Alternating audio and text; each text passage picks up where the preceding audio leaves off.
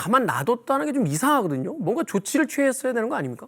근데 제가 이제 쭉 이 이야기를 보니까 그렇다고 해서 보이부에서 전혀 몰랐던 것 같지는 않아요. 네, 알고 있었는데 보이부에서 취급할 정도의 사이즈는 아닌 것 같아요. 아직까지. 네, 그래서 어느 정도 이제 활약적으로 좀 움직이느냐, 야네가 어떻게 커지느냐 지켜보고 있다가 어느 무슨 포인트를 잡아가지고 야네를 조사를 한다든지 야네에 대해서 어떻게 할 것이다 하고 그치. 멀리서 지켜봤지 가만히 있지는 않았을 거예요. 그리고 좀 사이즈가 커서 커지길 잡아야. 그렇죠.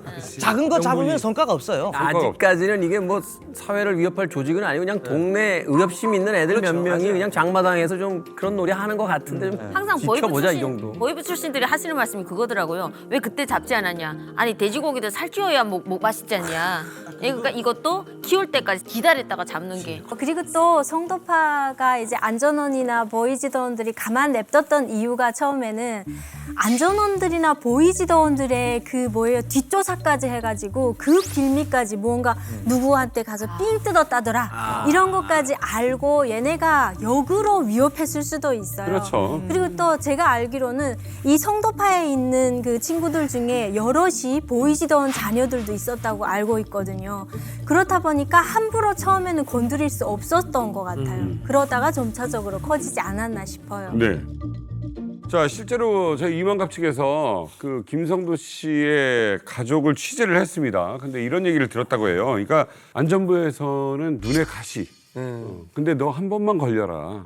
제대로 걸리면 너 그냥 두지 않겠다라고 눈에 불을 켜고 이제 지켜보고 있는 거예요. 그런데 이 와중에 이 성도파는 아주 또 큰일을 또 준비를 했다고 합니다. 무슨 일이 있었냐면 처음에 이제 성도파의 슬로건은 굉장히 심플했어요. 야, 좀 먹고 살자. 특히 무산 지역 주민들, 서민들 장사 좀 하게 해줘라. 또 우리가 좀 지역 내에 뭐 안전대 역할을 좀 하자. 또 그 정도였는데 오늘 내일 먹고 사는 문제가 해결된다 하더라도 이 근본적인 문제 해결이 아니라고 느꼈던 거예요.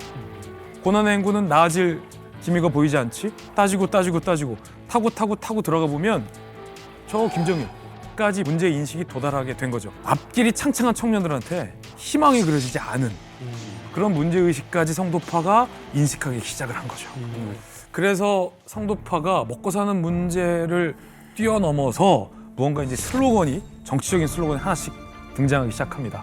그때 실제 성도파의 가담했었던 분들의 증언에 따르면 또 무산이라는 게 또 워낙 작은 동네니까 또 그런 일 해주면 또 크게 소문 나죠. 또 나서지 않아도 되는 일을 가지고 제일 전 나서고 또 그러다 보니까 사회적으로 자연히 반발심이 터지는 거죠.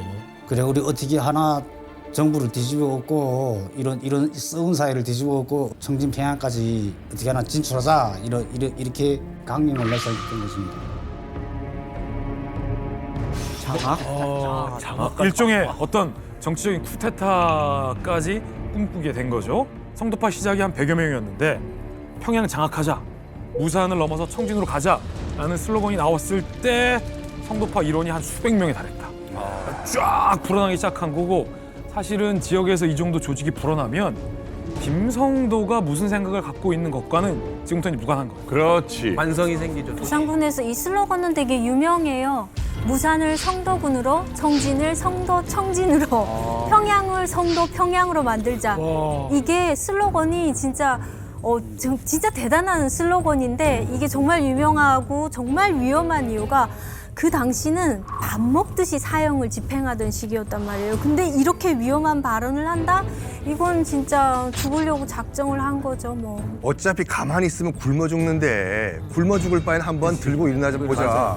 북한같이 이제 경찰국가 통제 사회에서 이게 대규모 민중 봉기가 일어날 수 있을까? 네. 힘들겠죠. 그럼요. 근데 충분히 가능한 게 뭐냐면은 진승 오광의 난이라는 게 있어요. 진시황 때. 진시황 때 진나라는 북한 못지않은 경찰국가였어요. 만리장성 같은 이런 대규모 토목공사를 하면서 어떤 걸 했냐면 몇 시까지 도착을 해라. 공사 현장에. 못 오면은 그냥 100% 목이 날아가요. 그래서 진승이랑 오광이란 노동자도 비가 와가지고 못 간 거야, 이게. 어차피 죽는다. 가도 죽고 안 가도 죽고.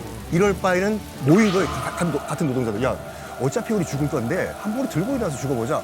라고 해서 들고 일어나가지고 독재 국가 진시황의 진나라가 한번 멸망할 뻔해요. 와, 그런 거예요? 그래가지고 제가 늘 드리는 말씀이 이제 퍼스트 펭귄 이론이라고 해가지고 첫 번째 펭귄이 용기를 가지고 폴짝 뛰어들어가지고 다 따라 들어가요. 아니, 그래가지고 뭐 이제 성도파가 이제 27년 전 이야기일진 모르겠지만 제2의 김성도, 제3의 김성도가 만약 나온다면 네. 이 경찰 국가인 북한에서도 충분히 진승 오광의 난 같은 민중봉기가 일어나지 말라는 법이 없어요.